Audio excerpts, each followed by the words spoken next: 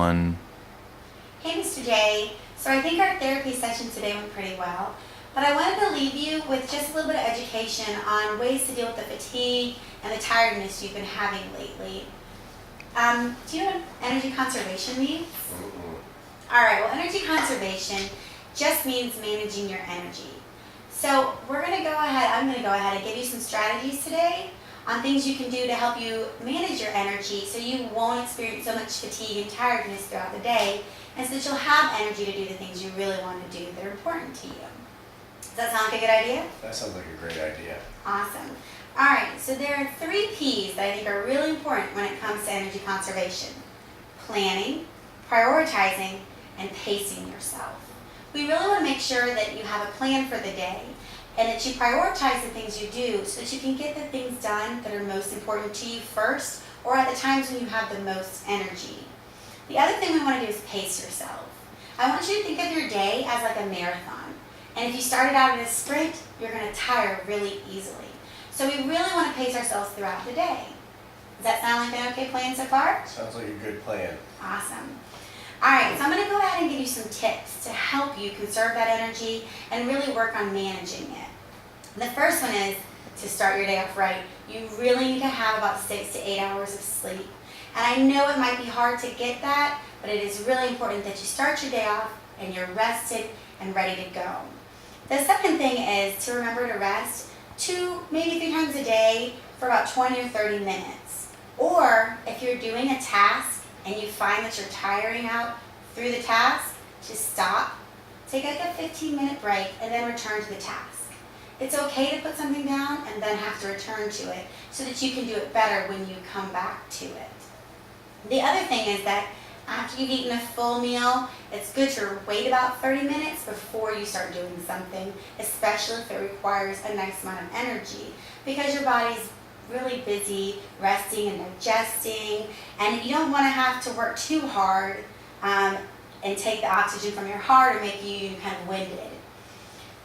Now, the other thing we can really work on is alternating your tasks throughout the day. So that would mean like doing like a big task and then maybe some small ones, and then maybe go back to another big one, but make sure you're having a pattern of, like a larger task or one that requires more energy and then one that doesn't require as much energy.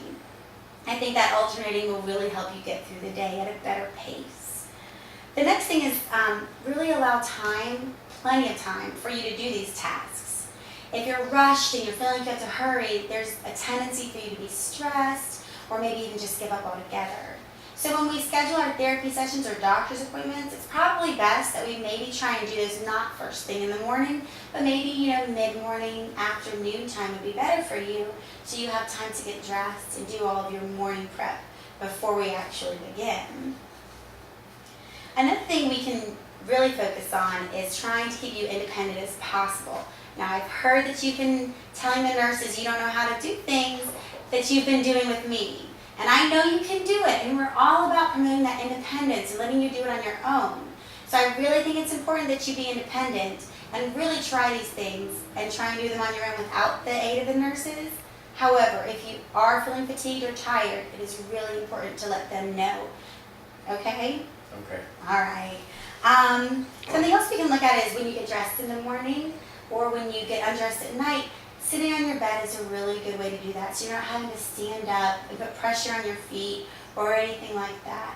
And I have given you some we practiced today. I'm going to leave you with these. There's a couple of aids. We talked about using the dressing sticks. I'm going to leave that with you to practice while I'm gone, as well as the shoehorn that will help you, removing your shoes and putting them on. And this will help you putting your pants on so you don't have to actually stand up as much. And then there's also the sock aid that we did go over, and we'll probably go over this a little bit more because I know you struggled with this one, but practice makes perfect.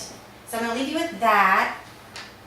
And then another thing is, you're doing a great job today making sure you wear loose-fitting clothes that are easy to put on, and you don't have to, fidget too much with the buttons and things like that. Just so you're comfortable and nothing restricting your breathing. Because you don't want something too tight. It's going to make you have to work really hard to breathe, and again, we want to try and conserve energy and use it where we need to.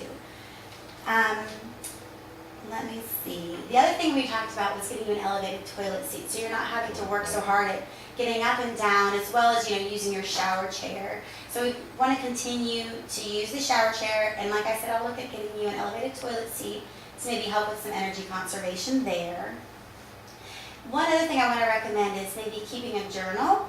So throughout the day, if you do feel like you have a lot of energy, or you do feel like you're getting fatigued, maybe keep a little journal beside your bed, and you can jot down maybe when your energy is high and when it's low, so that we can then put tasks accordingly. Like if you have high energy in the morning, maybe we go ahead and do some bigger tasks then. Or if you're high in the evening, maybe we do that. But that way we can find out a pattern of just how your body's working right now.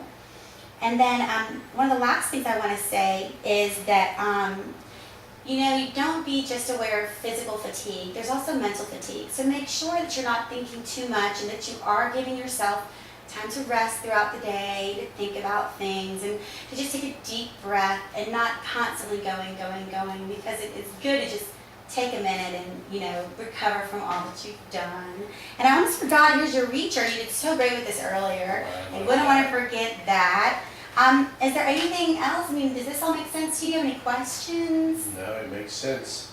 Okay, well, we can go over this again. I'll leave this packet with you. There's also, we talked about using the dressing stick today and about using all the other aids. And I did leave you a little diagram that shows you how to use it so you can practice. And again, we'll go into that again in our next session. But until then, I want you to go ahead and, really try and use these aids and try and work on conserving your energy and using it for when you want to use it. Oh.